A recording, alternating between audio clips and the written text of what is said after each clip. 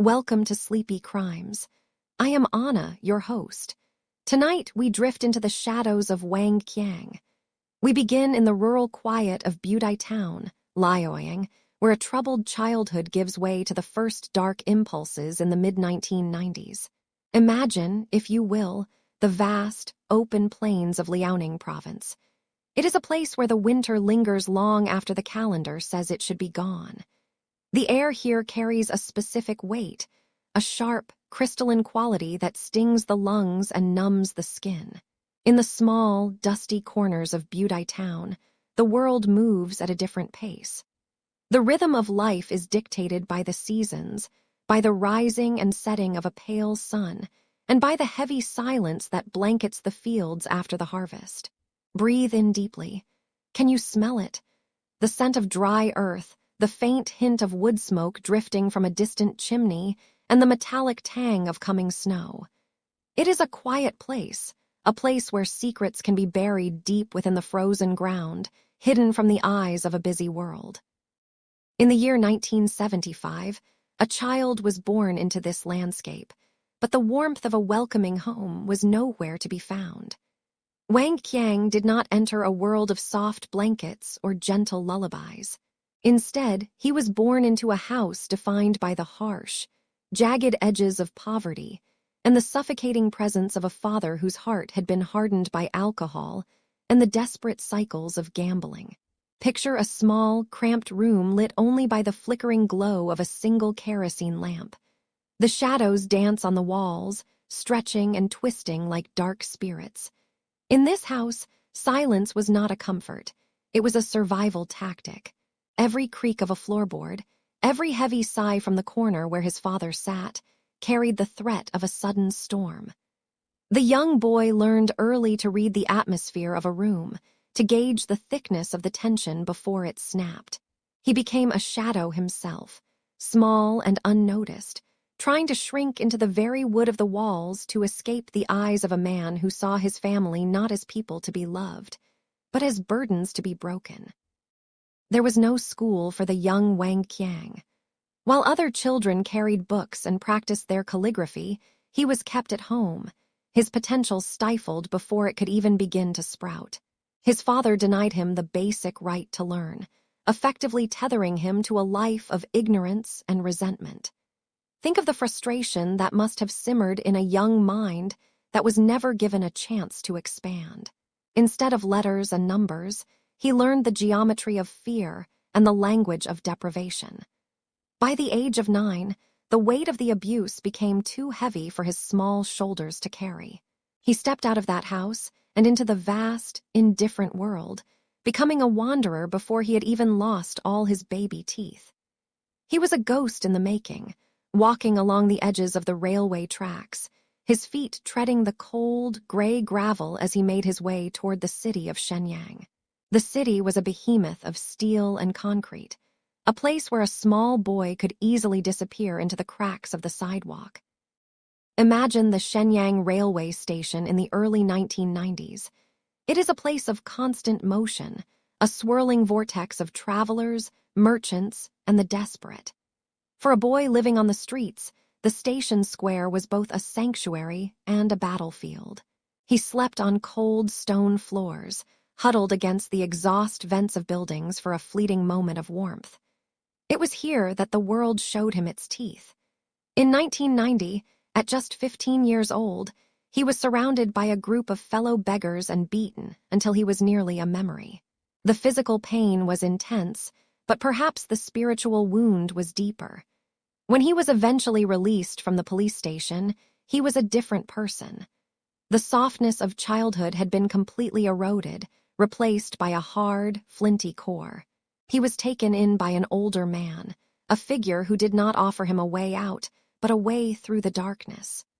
The man gave him a single, simple meal and a piece of advice that would become the blueprint for his future. He told the boy that in a world that gives you nothing, the only way to get ahead is to take what belongs to others. By the time the mid-1990s arrived, the seeds of violence had found fertile soil in the boy who had grown into a man.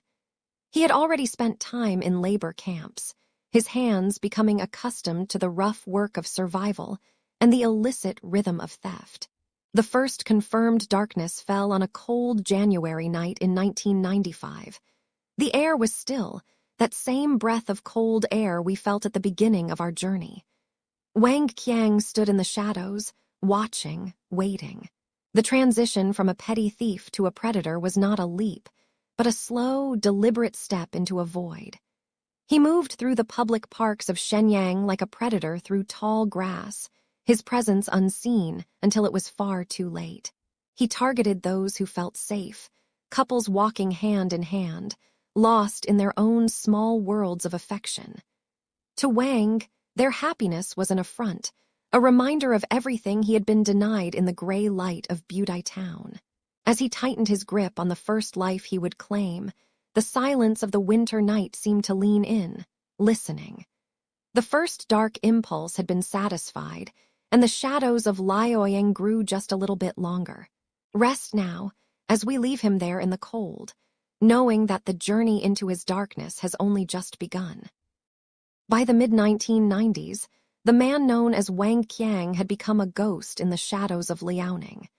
He had spent years learning the rhythm of the streets, the way a pocket could be picked without a sound, the way a lock could be forced with a steady, patient hand.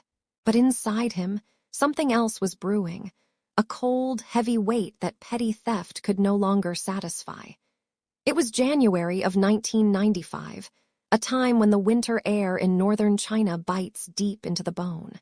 The transition from a thief to a killer did not happen with a grand revelation.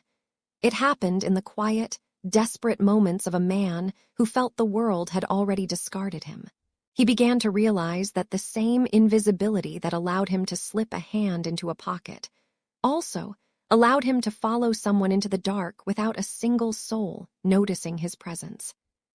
The landscape around the town of Kaiyuan was a tapestry of gray and brown. In the late winter, the tall grass on the outskirts would die back, turning into a brittle, golden-brown sea that hissed and rattled in the wind. This was where the world felt thin, far from the warmth of the village hearths. On the night of January 22nd, 1995, the temperature had plummeted well below freezing. The ground was frozen hard, like iron, and a light frost clung to the edges of the irrigation ditches. It was in this desolate, frozen setting that the silence of the night was first broken, only to be replaced by a silence much deeper and more permanent. The tall grass, swaying in the moonlight, became the first witness to a change that would haunt the province for years to come. On that frozen night, a young woman was making her way home along a familiar path. She was a solitary figure against the vast, dark landscape, her breath hitching in small, white clouds in the freezing air. She likely did not hear him at first. The wind in the tall grass creates a constant, rhythmic shiver that masks the sound of approaching footsteps. Wang moved with the practiced ease of a predator who had spent his entire life learning how to be quiet and small. He watched her from the shadows of a cluster of trees, his mind calculating the distance between the path and the deep cover of the brush. There was no grand motive or personal vendetta against this stranger. To him, she was simply a target, a vessel for the rage he had carried since his childhood in a home filled with violence and neglect. The attack was sudden and devoid of the chaotic struggle one might expect from a first-time killer. It was as if the years of quiet theft had prepared him for this moment of absolute, violent precision. In the freezing dark of January 22nd, the struggle was brief and swallowed by the night. The tall grass, which had whispered in the wind only moments before, now muffled the sounds of the encounter. There were no witnesses to see the shadow merge with the figure on the path. There were no voices to cry out for help that would never come. When it was over, a profound silence settled over the field, a silence that Wang had created with his own hands. This was his first stolen silence, the beginning of a decade-long journey into the darkest reaches of human depravity, where life was worth less than the coins in a victim's pocket.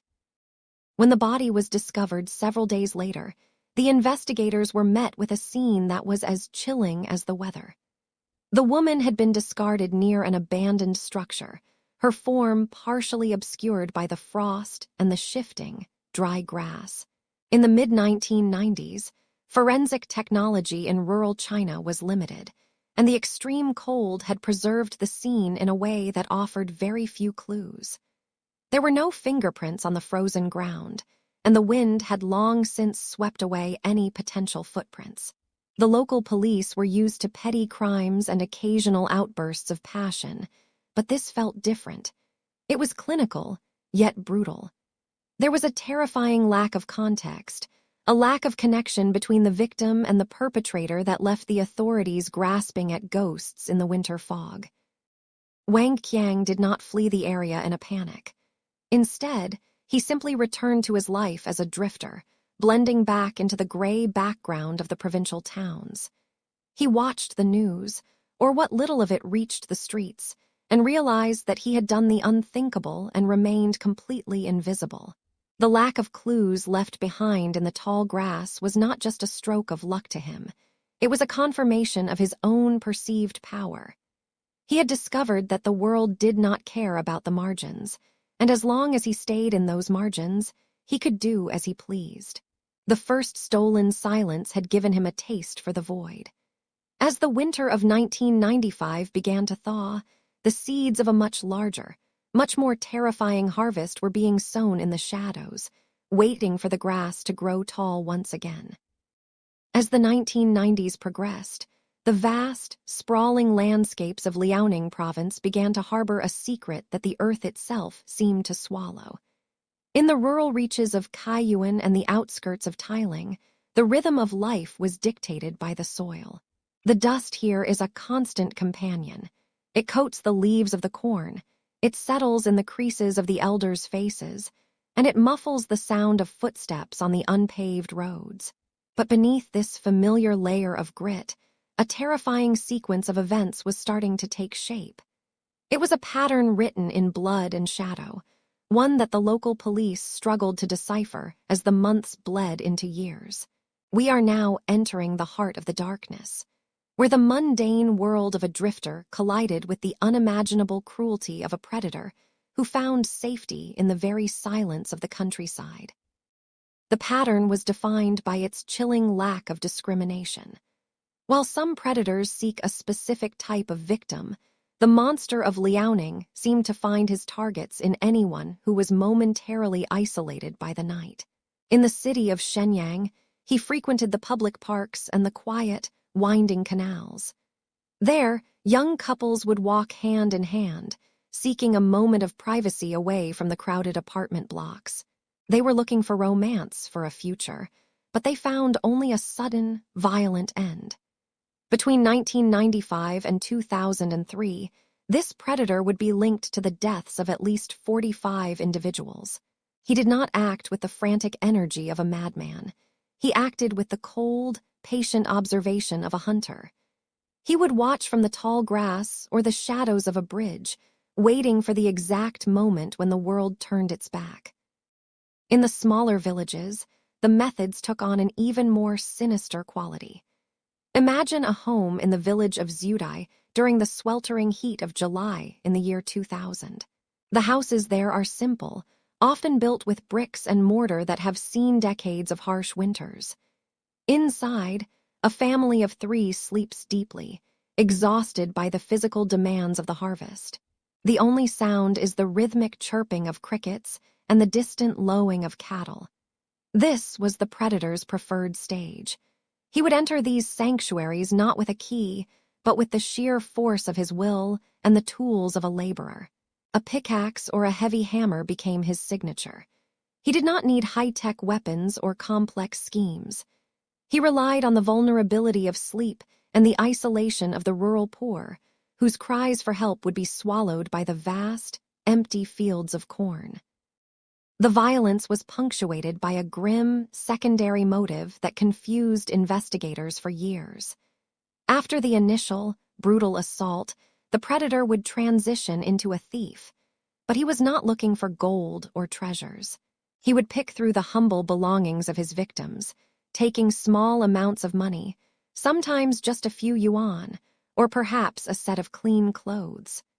Over the course of his 8-year spree, it is estimated he stole a total of roughly 30,000 yuan. To a man living on the fringes, this was a fortune, but to the police, it seemed too small a motive for such staggering loss of life. This intersection of petty robbery and extreme, lethal violence created a profile that was difficult to pin down. Was he a desperate thief who killed to cover his tracks, or a killer who robbed as a secondary thrill? The truth was far more disturbing. Perhaps the most haunting part of the pattern was the predator's behavior after the deed was done.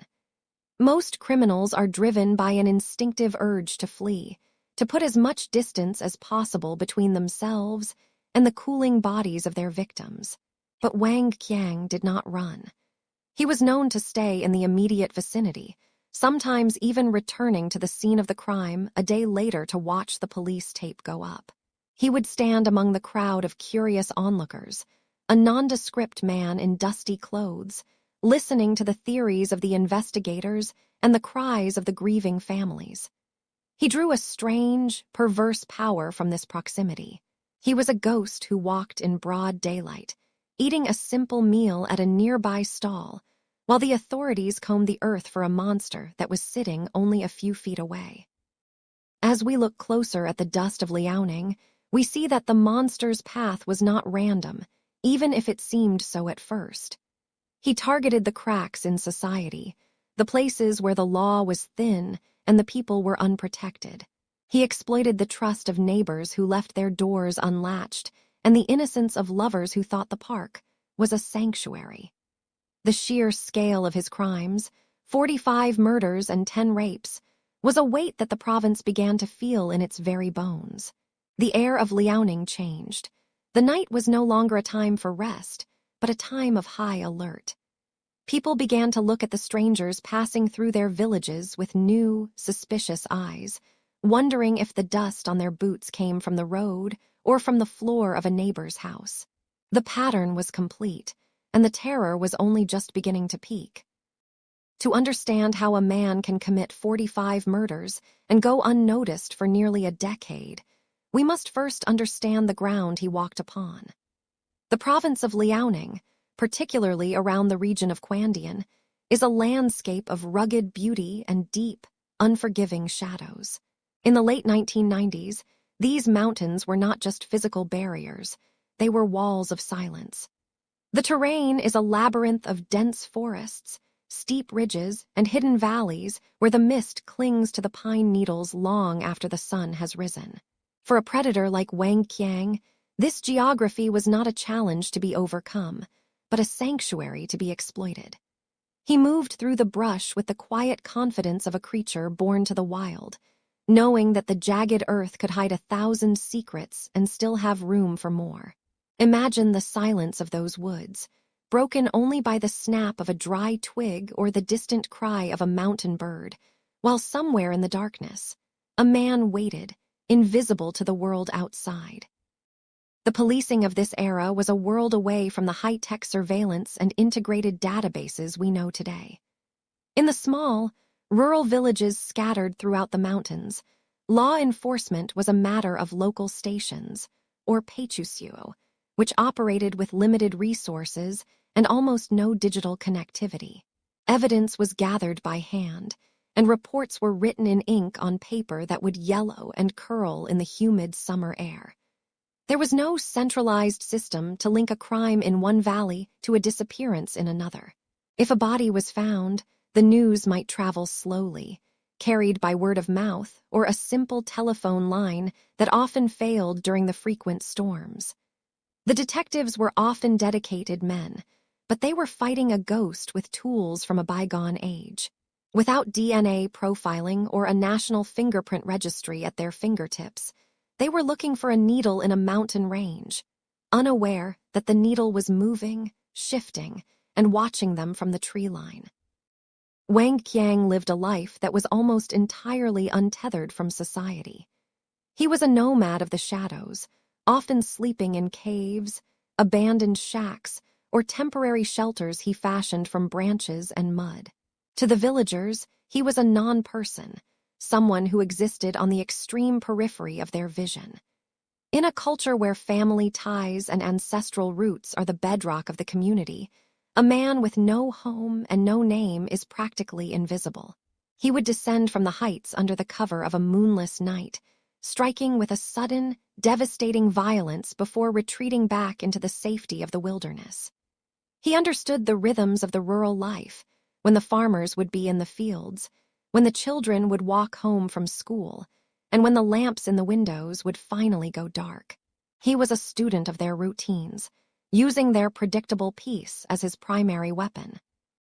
Consider the sensory experience of those who lived in fear during those 8 long years between 1995 and 2003.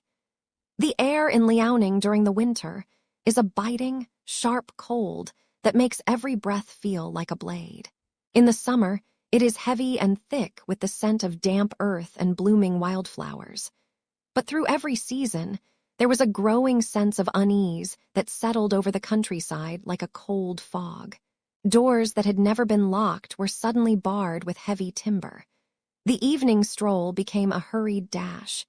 People began to listen more closely to the sounds of the night, the creak of a floorboard, the rustle of the wind against the eaves. They were looking for a man who had no face, a predator who could blend into the gray bark of the trees or the dark soil of the riverbanks. The invisibility of Wang Qiang was not just a result of his stealth, but a byproduct of a landscape that provided endless places for a monster to rest his head. The bureaucratic hurdles were perhaps the most frustrating aspect of the investigation. Each small jurisdiction was like a tiny island in a vast sea of mountains. A crime committed 3 miles away might as well have happened in another country if it crossed a district line.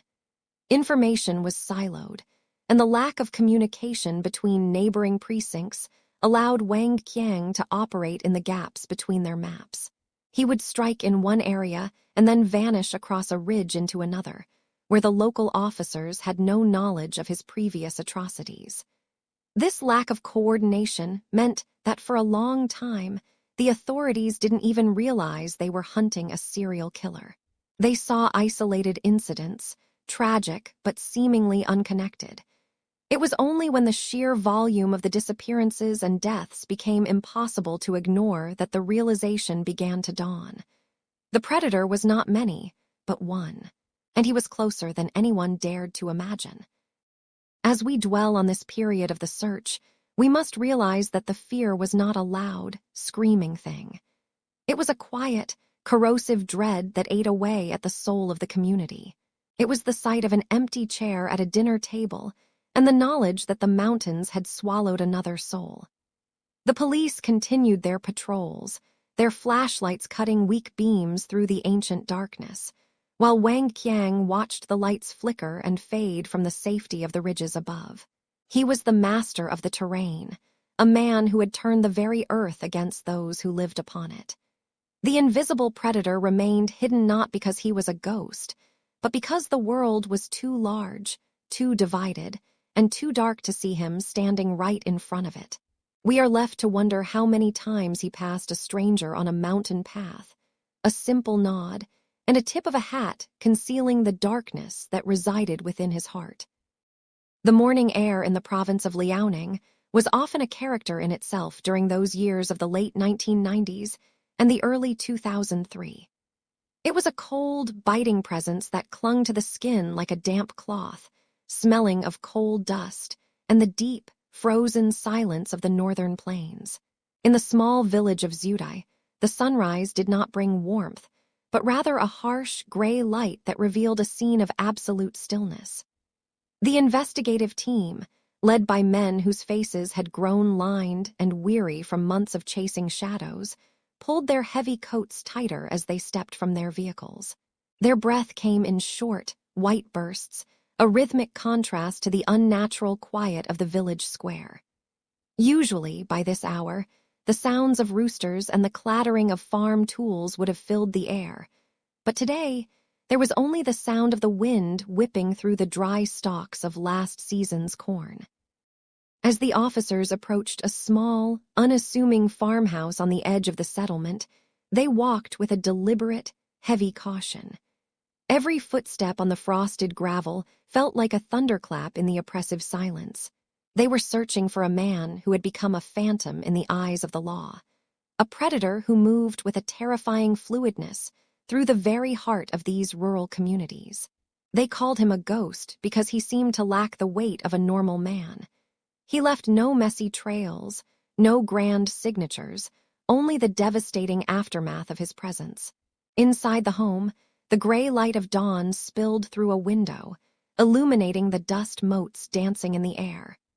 The investigators found the door ajar, swinging slightly on its hinges with a rhythmic creak that sounded like a slow, steady heartbeat. It was as if the house itself was breathing in the horror that had taken place within its walls just hours before. The scene they encountered was one that would haunt their dreams for years to come. In the corner of the main room, a family of 3 had been resting in what they thought was the safety of their home on that July night in the year 2000. The brutality was sudden and absolute. The killer had used a heavy tool, perhaps a pickaxe or a simple wooden beam, to extinguish their lives with a cold efficiency that suggested he viewed his victims not as human beings, but as obstacles in a dark game. There were no signs of a struggle that lasted more than a few seconds. The violence had been a flash of lightning in the dark, leaving behind a silence so thick it was difficult for the officers to speak. They moved through the rooms with gloved hands, looking for anything: a stray hair, a smudge on a glass, a footprint in the soft earth near the threshold, but they found almost nothing. It was during this specific investigation that the detectives began to feel a prickling sensation on the back of their necks, a feeling that they were being observed. This was not a flight of fancy. Later accounts would suggest that the man they were hunting, Wang Qiang, was often closer than they ever dared to imagine.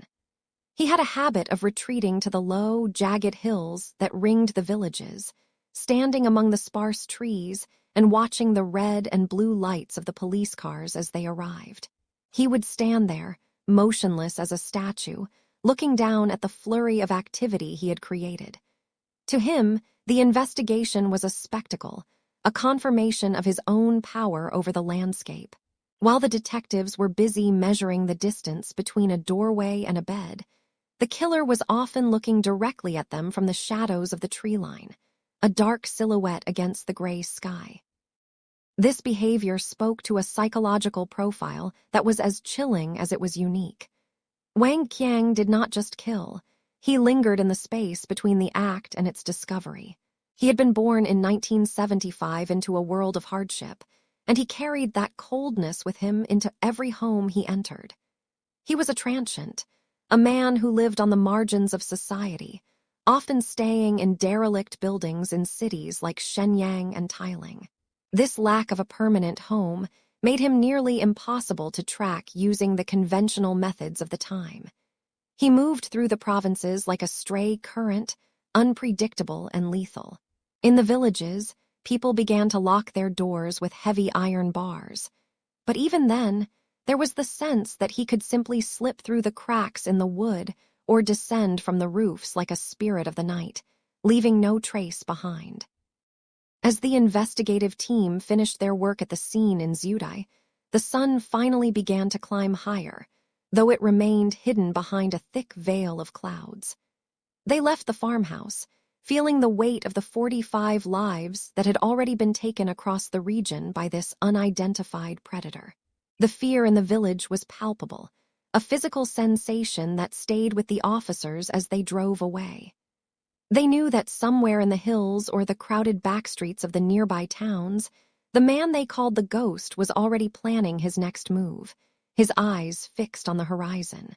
The morning had begun for the family left behind, but for the investigators, the search was entering a new, more desperate phase. They were no longer just looking for a criminal. They were trying to catch a shadow before it vanished once again into the vast, unforgiving landscape of the north. The veil of morning fog over Zudai village did not lift as the sun rose, but instead seemed to thicken, clinging to the low eaves of the houses like a heavy, damp shroud. The detectives standing in the dirt outside the threshold felt the weight of the air, a physical pressure that mirrored the growing dread in their hearts. As the calendar turned from the 1990s into the year 2000, a strange and terrible energy seemed to seize the shadow that haunted Liaoning province. The world outside was celebrating the dawn of a new millennium, a time of digital promise and global connection. But here, in the quiet corners of northern China, the clock had been set back to a darker, more primal age.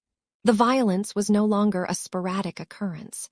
It was becoming a rhythmic, relentless heartbeat, and the scene in Zudai was merely one pulse in a rapidly accelerating fever. Inside the small home where the family of 3 had been discovered on that humid July night, the silence was absolute. Investigators moved with a practiced, ghostly stillness, their eyes tracing the jagged marks left by a heavy pickaxe. This was not the work of a professional thief seeking a quick payout. The items of value, the small amounts of yuan and the few pieces of jewelry, had been taken, yes, but they felt like an afterthought to the carnage. In the year 2000, the killer's focus had shifted. The robbery was now just a thin veil for a much deeper, more chaotic hunger. They looked at the way the earth around the house had been disturbed, the footprints of a man who didn't seem to care about stealth as much as he cared about the absolute domination of his victims. The realization was beginning to dawn on the local police. They were no longer looking for a series of unrelated bandits, but one single, escalating monster. As the summer of 2000 bled into autumn, the geography of the crimes expanded with terrifying speed. The predator was no longer confined to the remote cornfields, where the tall stalks provided a natural screen for his movements. He began to appear in the public parks of Shenyang, the capital city where the lights were brighter and the crowds were thicker. Imagine the scene: a young couple strolling along a quiet canal or sitting on a park bench, the city's hum in the distance, believing they were safe within the reach of civilization. Out of the darkness, a figure would emerge, armed with whatever tool was at hand: a hammer, a knife, or even a length of coarse rope. He moved with a terrifying fluidity, striking with a level of brutality that left the Metropolitan Police stunned. Each new report added a red pin to the map, and as those pins began to cluster around the transit lines and rural arteries of Liaoning, the scale of the tragedy became impossible to ignore. Back at the central headquarters, the atmosphere was one of stifled panic. The investigative teams from Shenyang, Tailing, and Kaiyuan were forced to sit in rooms lit by the cold flicker of fluorescent bulbs, laying out photographs of crime scenes that spanned 5 years, but felt like a single, continuous nightmare. They spoke of the super killer, a phantom who seemed to have no motive beyond the thrill of the act itself. They analyzed the texture of the evidence, the way he would linger at a scene, sometimes even watching the police from a distance, hidden in the brush. In the year 2000 alone, the frequency of attacks had nearly doubled compared to the previous 3 years. It was as if the turn of the century had stripped away any remaining restraint he possessed. The police noticed that the weapon of choice was often whatever was most convenient, yet the signature was always the same: absolute overkill, followed by the cold, methodical robbery of the dead. For the people living in the villages like Zudai, the nights became a time of deep, suffocating isolation. People who had once left their doors unlatched to let in the cool night air now barricaded themselves inside, listening to the wind rattle the window frames. Every rustle of a dry leaf, every distant bark of a farm dog was a source of terror. They felt as though they were living in a landscape of ghosts. The killer, whom we now know was Wang Qiang, was moving through their world like a whisper. He was a man who had grown up in the very dirt he now stained with blood, a product of a broken home and a childhood spent on the streets of Kaiyuan. He knew the rhythms of the rural life, the exact moment when the lights in a farmhouse would go out, and the precise paths where a person could disappear without a trace. In the year 2000, he was no longer just a criminal. He was a force of nature that the authorities were desperately trying to map. The investigators finally hit upon a terrifying truth. The killer was not fleeing. Unlike most criminals who would commit a murder and vanish into another province, this man was staying within a familiar circuit, returning again and again to the same hunting grounds. He was hiding in plain sight, perhaps working odd jobs in the very towns he was terrorizing. This was the escalation of 2000, the transition from a series of scattered tragedies into a cohesive, singular reign of terror. As the year drew to a close, the number of confirmed victims was climbing toward 45, a number so high it felt like an error in the ledger. But there was no error. There was only the cold reality of a man who had decided that the world owed him everything, and he was prepared to take it, one life at a time, until the shadows finally swallowed him whole. The investigators in Liaoning were beginning to realize that the phantom they were hunting was not a visitor passing through. He was a shadow that lived among them, a creature of habit who knew the rhythm of the city and the silence of the rural outskirts.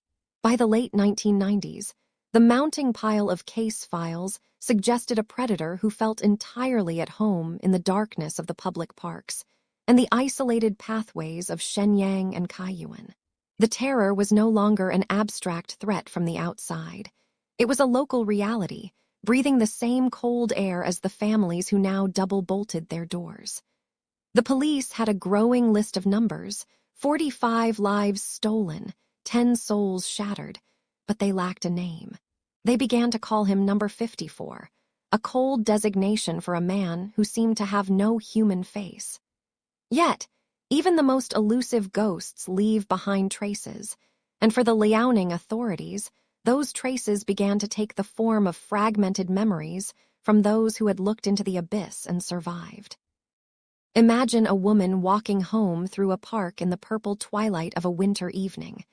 The ground is hard with frost, and the only sound is the rhythmic crunch of her own footsteps. Suddenly, the air changes. A figure emerges from the skeletal shadows of the trees, tall, thin, and moving with a terrifying, silent efficiency. In these rare encounters where the predator was interrupted or a victim managed to escape the initial strike, a portrait began to emerge. Witnesses spoke of a man who looked utterly ordinary, almost blending into the gray industrial backdrop of the province. He had short, dark hair, clipped close to his scalp, and a face that was described as cold and expressionless. It was a face that did not register anger or joy, only a hollow, predatory focus. These survivors spoke of his eyes, most of all eyes that were dark and flat, like stones at the bottom of a well, reflecting nothing of the humanity before him. Inside the dimly lit police precincts, the scratching of charcoal on rough paper became the soundtrack of the investigation. Sketch artists sat with survivors, trying to pull a definitive image from the fog of trauma. They labored over the bridge of a nose, the set of a jaw, the specific thinness of a lip. But the results were frustratingly inconsistent. One sketch would show a man who looked like a weary laborer. Another would depict a younger, sharper-featured drifter. This was the genius, or perhaps the sheer luck, of the man they would later identify as Wang Qiang. He was a master of the mundane. He wore the common clothes of the working class, drab jackets and worn trousers, making him nearly invisible in a crowd of thousands. The composite sketches were pinned to station walls and printed in local newspapers, but they generated few leads. People looked at the drawings and saw a stranger, never realizing the man in the sketch might be the quiet neighbor who lived in the village of Yiyabao or the laborer they passed every morning. As the sketches failed to produce a name, the authorities turned to the science of the mind. They began to build a psychological profile of the individual they were hunting. The profilers looked at the sheer brutality of the crimes, the stabbing of couples, the robberies that netted a mere 30,000 yuan over 8 long years, and the horrific acts committed after the life had left his victims. They saw a man with a profound lack of empathy, someone who viewed other human beings as mere objects for his own gratification or enrichment. This was not a killer driven by complex rituals or symbolic messages. This was a man of pure, chaotic opportunism. The profile suggested a background of deep-seated resentment and a childhood stripped of stability. We now know that Wang Qiang was born in 1975 in a small village, raised in an environment where his father was an alcoholic and a gambler who denied him even a basic education. By age 9, he was homeless. By age 11, he was a thief. The world had taught him that pain was the only true currency, and he was determined to spend it. Perhaps the most chilling detail to emerge from the profiling was the realization that the killer was often closer than they ever imagined. There were whispers and later confessions that he enjoyed the spectacle of his own destruction. On more than one occasion, after the police tape had been stretched across a crime scene and the flashbulbs of the forensic photographers had begun to pop, a tall, thin man stood among the crowd of onlookers. He would stand there, hands in his pockets, watching the detectives carefully examine the ground he had walked upon just hours before. He was studying them, learning their methods, and feeding his ego on the confusion he had created. He wasn't running away from the law. He was orbiting it, hiding in plain sight with the arrogance of a man who believed he was untouchable. The fragmented memories of the witnesses and the cold calculations of the profilers were slowly forming a net, but the man they were hunting was still shifting shapes, a predator who found safety in the very heart of the community he was tearing apart. By the early 2000s, the tension in Liaoning reached a breaking point. Every time a couple didn't return from a walk or a body was found in the tall grass near a railway line, the fear deepened. The police were working with fragments, a blurry sketch, a vague profile, a series of cold cases that spanned nearly a decade. They were looking for a ghost who had a face, a man who had been arrested for petty theft and robbery in the past, but had never been linked to the mountain of bodies. The investigation was a puzzle with 1,000 pieces, and most of them were still missing. But the authorities knew one thing for certain. The man they called number 54 was out there, watching the lights of the city flicker, waiting for the sun to set and the shadows to reclaim the world. The chase was entering its final, most desperate phase, as the fragments of memory began to crystallize into a single, terrifying name. By the year 2003, the shadows over Liaoning province had grown too long to ignore. The local precincts were no longer fighting isolated crimes. They were hunting a phantom that moved across city lines with a chilling, predatory ease. In the dead of night, while the rest of Shenyang slept, a new light flickered to life in the upper floors of the Public Security Bureau. This was the birth of the Special Task Force, a collection of the most seasoned investigators from across the region. They were brought together with a single, absolute mandate: stop the man they had come to call number 54. The atmosphere in that room was heavy with a particular kind of silence. It was not the silence of peace, but the silence of intense, grinding focus, where every tick of the clock felt like a heartbeat in the dark. Imagine a room filled with the scent of stale tea and cigarette smoke, illuminated by the harsh, humming glow of fluorescent tubes that never flickered out. This was the Midnight Command Center. The walls were covered in topographical maps of Shenyang, Tailing, and Kaiyuan, crisscrossed with red yarn that connected one tragedy to the next. Every pin represented a life stolen, a couple attacked in a park, or a family shattered in their home. The detectives moved between these maps like ghosts, their eyes tracing the jagged lines of the killer's path. They were not looking for a monster from a legend. They were looking for a human being who occupied physical space, someone who walked these streets and breathed this same cold, northern air. The maps were a tapestry of grief, and the detectives were the ones tasked with untangling the threads. The work was not the glamorous, high-speed chase often seen in movies.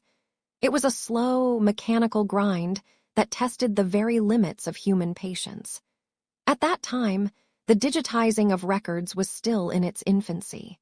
This meant the task force was buried under mountains of paper, the household registration records known as the Hukou system.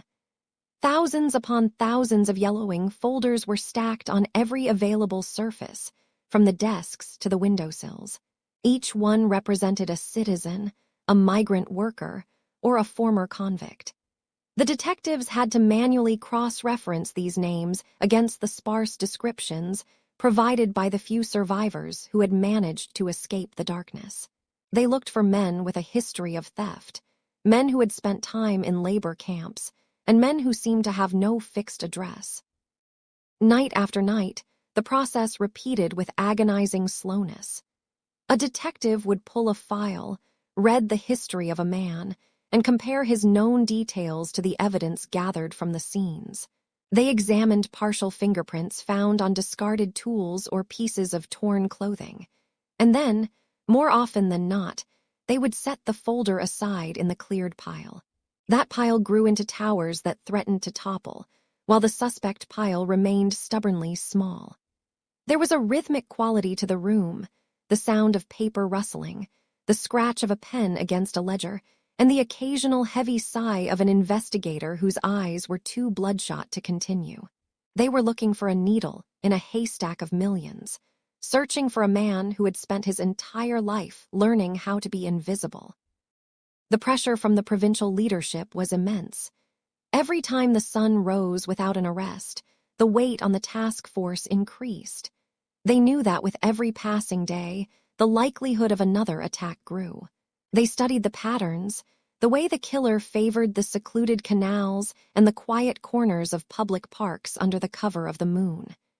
They began to profile him, not just as a criminal, but as a predator who understood the terrain better than the police did. They realized that number 54 was likely someone who had lived on the fringes of society, someone who could blend into the background of a railway station or a construction site without drawing a single glance. He was a man of the shadows, and to catch him, they had to become residents of the shadows themselves, living and breathing the same darkness he inhabited. As the weeks bled into months, the task force became a world unto itself. The officers stopped going home, opting instead to nap on folded coats in the corners of the office. They missed birthdays and anniversaries, their personal lives slowly consumed by the pursuit of a man they had never seen. Yet, even in the depths of their exhaustion, a grim determination held them together. They believed that somewhere in those thousands of records, hidden behind a common name or a forgotten address, was the key to the cage. They waited for the one piece of information that would crack the case wide open, the single thread that, when pulled, would finally reveal the face of the monster who had terrorized Liaoning for so long. The breakthrough was coming, but it would arrive from a place they had not yet searched. The heat of July in 2003 was a heavy, physical presence that seemed to press against the windows of the police headquarters in Shenyang. Inside, the air was thick with the smell of stale coffee and the rhythmic, metallic hum of electric fans that did little more than move the warm air from one corner of the room to another.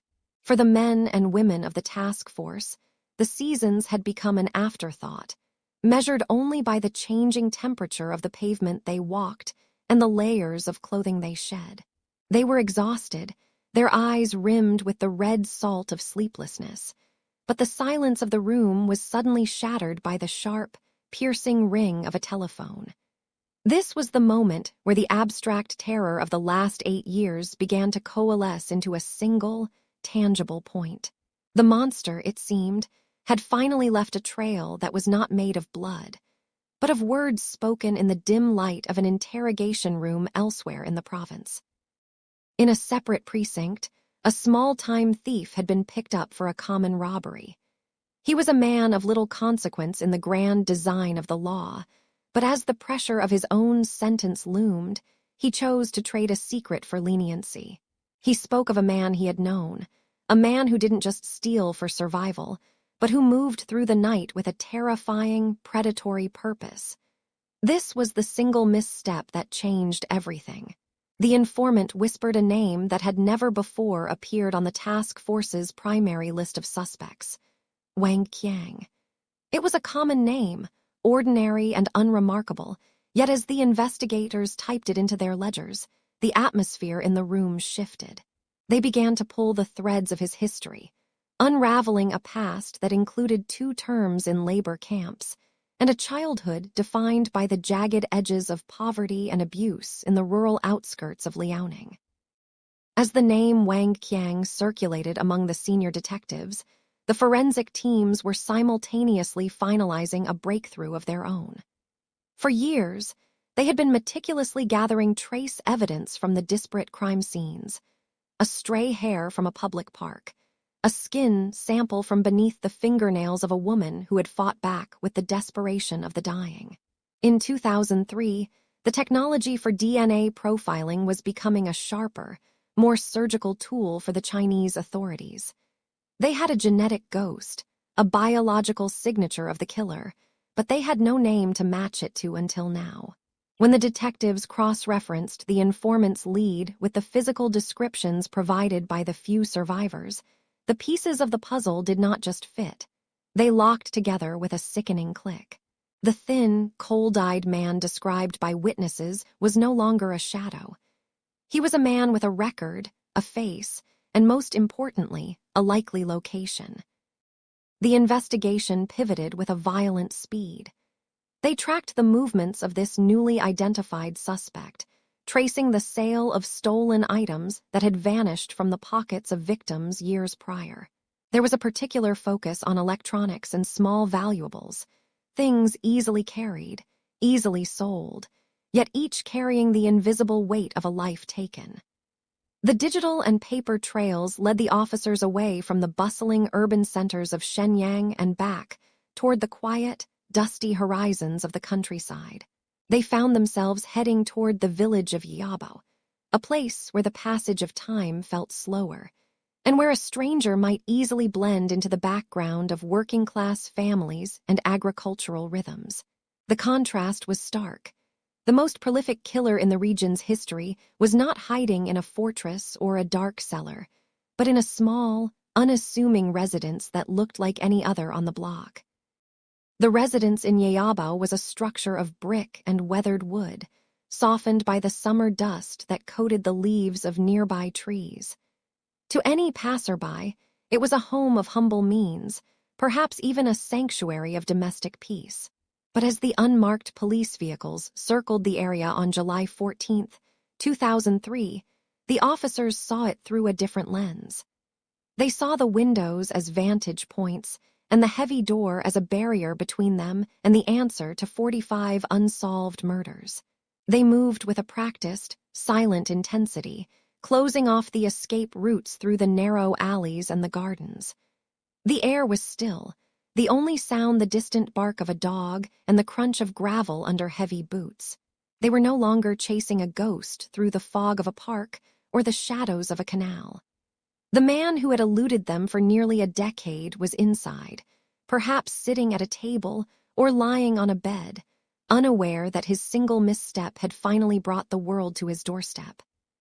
When the signal was given, the transition from surveillance to action was instantaneous. The silence of the village was broken by the sharp command of authority. As the police breached the threshold of the small house, they found a man who did not look like a monster. Wang Qiang was thin, his features unremarkable, his expression almost vacant as the light of day flooded into his private world. There was no grand struggle, no final cinematic standoff. Instead, there was the cold, clinical reality of handcuffs clicking shut around the wrists of a man who had made a career of ending lives. Inside the house, the evidence was waiting, remnants of lives he had extinguished, kept like macabre souvenirs of his journey. The breakthrough was complete. The name was linked to the DNA was linked to the crimes, and as Wang Qiang was led away into the bright, unforgiving sun of that July afternoon, the long shadow he had cast over Liaoning began, at last, to retreat. The transition from the stillness of the village to the chaos of the arrest was a blur of motion and heavy boots against the packed earth. It was July 14th, 2003, a day where the heat of midsummer hung like a damp shroud over the province of Liaoning. In the small, unassuming village of Yiyabao, within the town of Zhanggu, the hunt was finally drawing to its inevitable, jagged end. When the officers burst into the small dwelling, they did not find a man prepared for a desperate, final stand.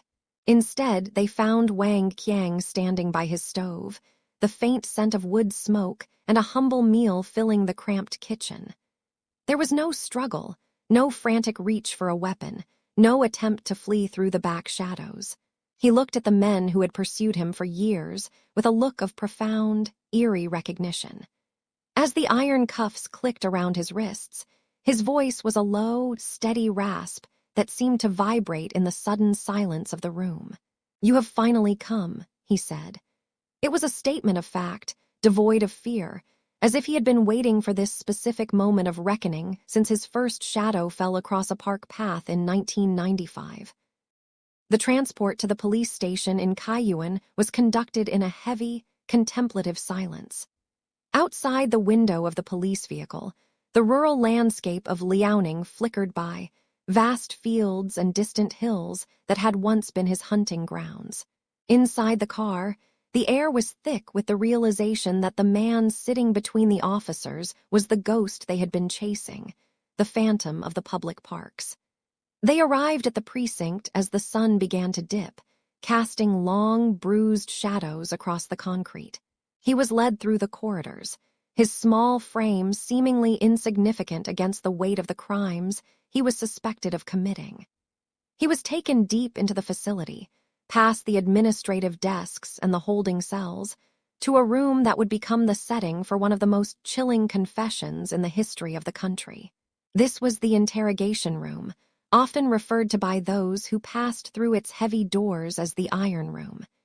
It was a space designed to strip away the outside world, leaving only the cold floor, the bare walls, and the inescapable truth. Imagine the interior of that room. The lighting was a harsh, flickering fluorescent that hummed with a low-frequency buzz, a sound that seemed to crawl under the skin. The walls were thick, insulated against the sounds of the busy precinct outside, creating a vacuum of silence that amplified every breath and every shift of a chair. In the center sat a heavy metal chair, bolted to the floor, where Wang Qiang was placed. Across from him, the investigators laid out the evidence they had gathered over the 100-day battle. The surveillance notes, the witness accounts from the parks, and the photographs of the scenes left behind. For the first few hours, the air was stagnant. Wang Qiang sat with his head slightly bowed, his eyes tracking the dust motes dancing in the sterile light. He was a man of small stature, almost delicate in appearance, which made the brutality of his history even harder to reconcile. The detectives spoke softly at first, a rhythmic cadence designed to lower his remaining psychological defenses. They spoke of the families, the couples in the parks, and the long list of names that had become a ledger of loss. Then the shift happened. It was not a violent crack or an emotional outburst, but a slow, methodical unfolding. Between July 15th and July 25th, 2003, the Iron Room witnessed a descent into the darkest corners of a human mind. As the investigators presented photographs from past crime scenes, Wang Qiang's cold exterior finally began to dissolve into a terrifyingly lucid honesty. He did not ask for mercy. He did not offer excuses. Instead, he began to recount the details with the precision of a clockmaker. He spoke of the 20 minutes it took him to complete his grim routine, the approach, the robbery, the murder, and the rape. He spoke of it as if he were describing a mundane day of labor, his voice never wavering, his pulse remaining steady. He began to list the lives he had taken, one by one, moving through the years from 1995 to the present. The detectives watched in grim fascination as the number grew, far exceeding their initial estimates. 10, 20, 30. The tally continued to climb as he described locations in Shenyang, Tailing, and Kaiyuan, providing details that only the killer could know. The final count reached 45. 45 murders, 10 rapes, and 34 robberies. The sheer scale of his violence filled the iron room until the air felt physically heavy, as if the ghosts of 45 people were suddenly crowded into that small, sterile space.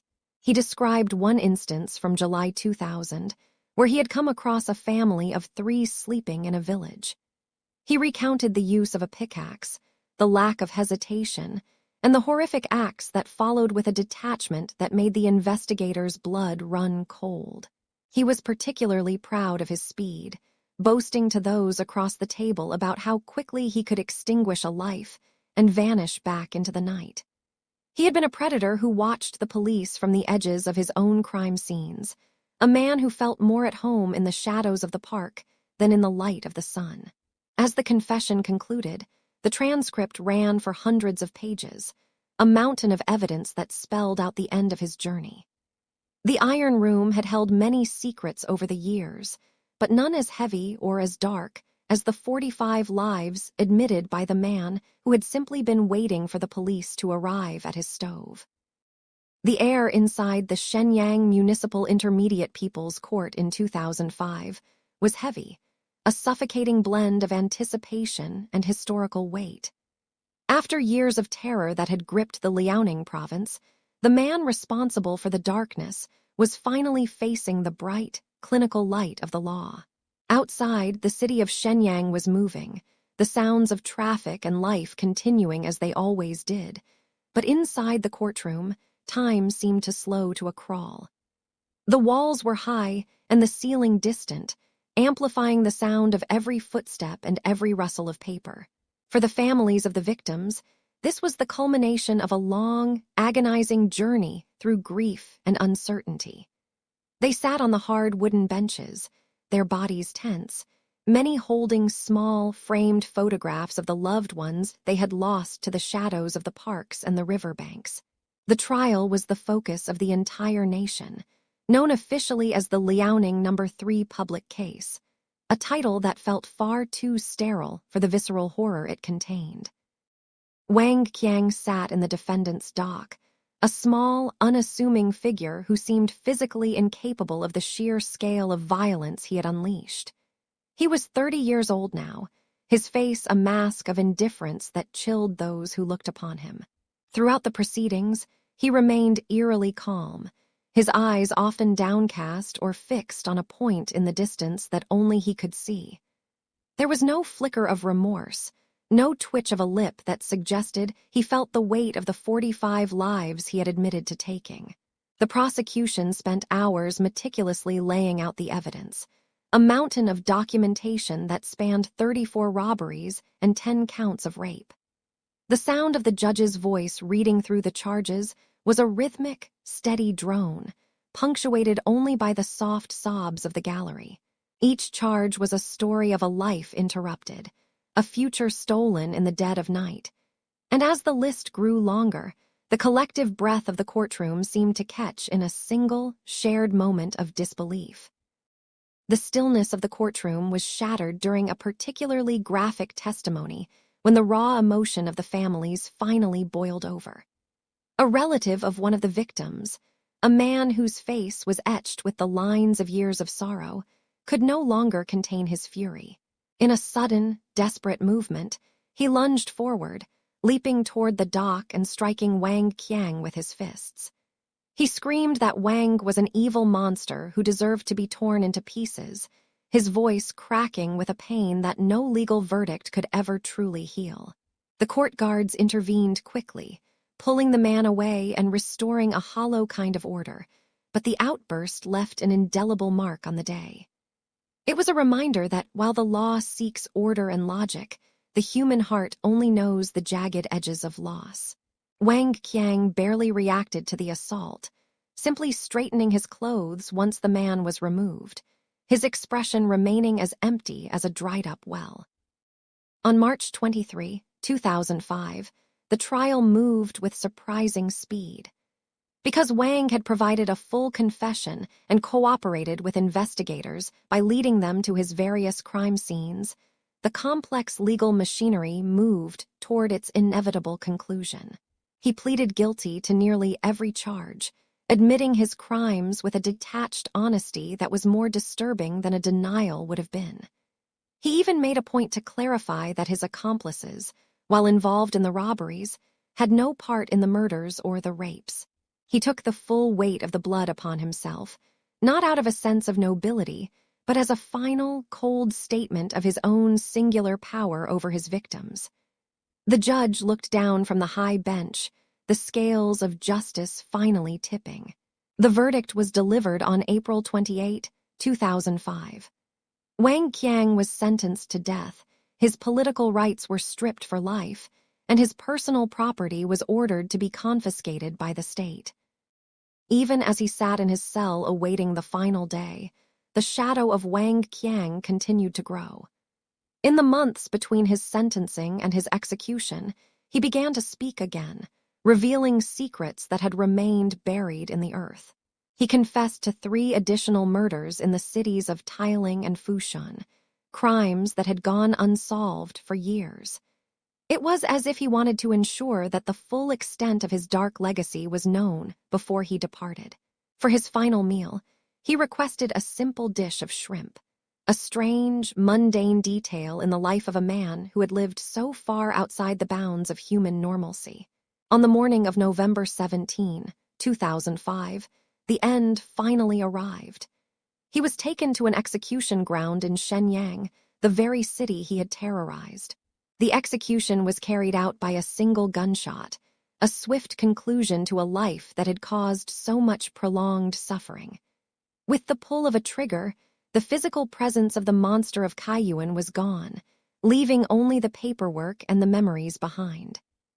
In the aftermath of the execution, a profound sense of quiet descended upon the Liaoning province. For the first time in over a decade, the people of Shenyang could walk through their parks at dusk without looking over their shoulders. The fear that had become a constant, low-frequency hum in the background of daily life finally faded away. For the families, the closure was complex.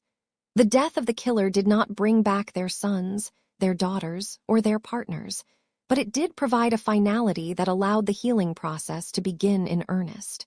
They no longer had to wonder who was responsible, or if the man who haunted their dreams was still out there, hiding in the tall grass. The legal system had provided a resolution, but the community provided the support, as they began the long work of reclaiming their public spaces and their peace of mind. As we look back on the trial and the final verdict of Wang Qiang, we are reminded of the resilience of the human spirit. The darkness he brought was vast, but the light of justice, however slow, eventually found its way into the corners where he hid. The story of his crimes is a difficult one to hear, filled with the sharp edges of human cruelty, but it is also a story of a society that refused to be broken. We remember the victims not for how they died, but for the lives they lived before the shadows fell. Their names and their stories are what truly remain, held in the hearts of those who loved them, long after the name of their killer has faded into the archives of history.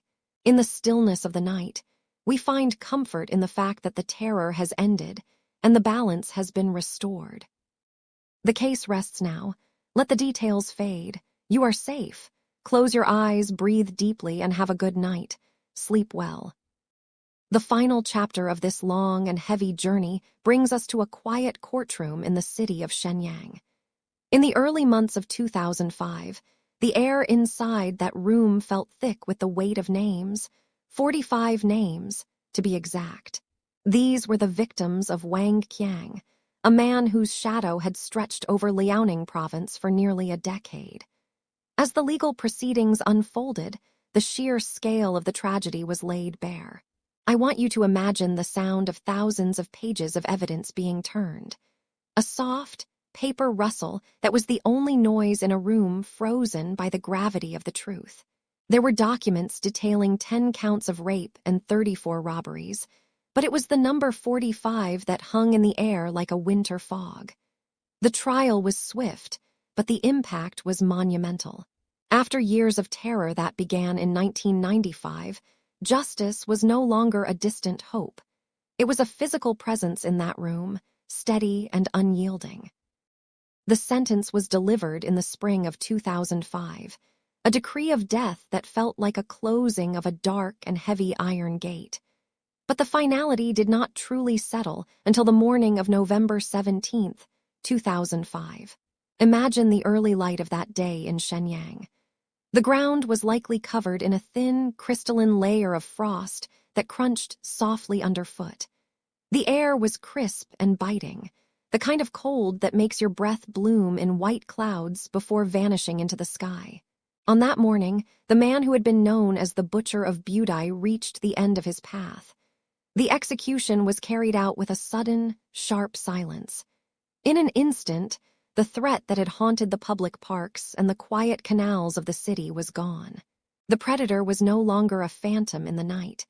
He was a part of a closed history, a memory that could finally begin to dissolve into the past.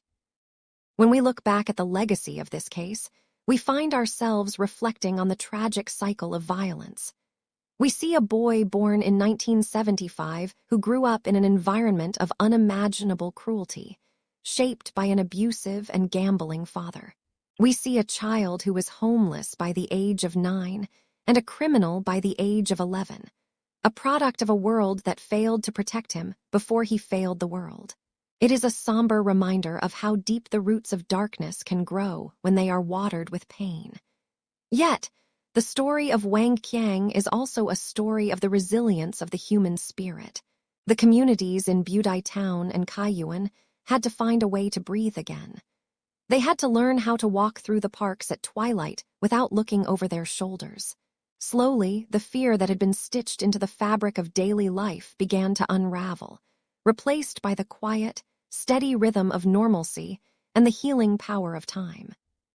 Tonight, as we let these details settle, think of the landscape as it is now. The hills of northeast China are still, the grass swaying gently under a silver moon. The canals where couples once walked with trepidation are now places of peace, where the water ripples softly against the stone banks. The legacy of the investigation remains a testament to the dedication of those who refused to let the crimes go unpunished. The archives are now locked away, and the voices of the victims are honored by the silence that has returned to their homes. There is a profound comfort in knowing that the storm has passed. The lights in the villages glow warmly through the windows, and the doors are locked not out of fear, but for the simple, cozy privacy of the night. The earth has absorbed the echoes of the past, and it offers only stillness in return. We have reached the end of our investigation into the life and crimes of Wang Qiang. The complexity of the case, the tragedy of the losses, and the finality of the justice served are all part of a narrative that is now complete. As my voice softens, I want you to feel the safety of your own space. The shadows are just shadows, and the night is a blanket designed for your rest. There are no more questions to answer and no more details to examine. You have walked through the dark, and now you have found the light of the morning's peace. Let the weight of the story lift from your mind like mist rising off a river at dawn. You are here, you are present, and you are tucked away from the world's worries. The case rests now. Let the details fade. You are safe. Close your eyes, breathe deeply, and have a good night. Sleep well.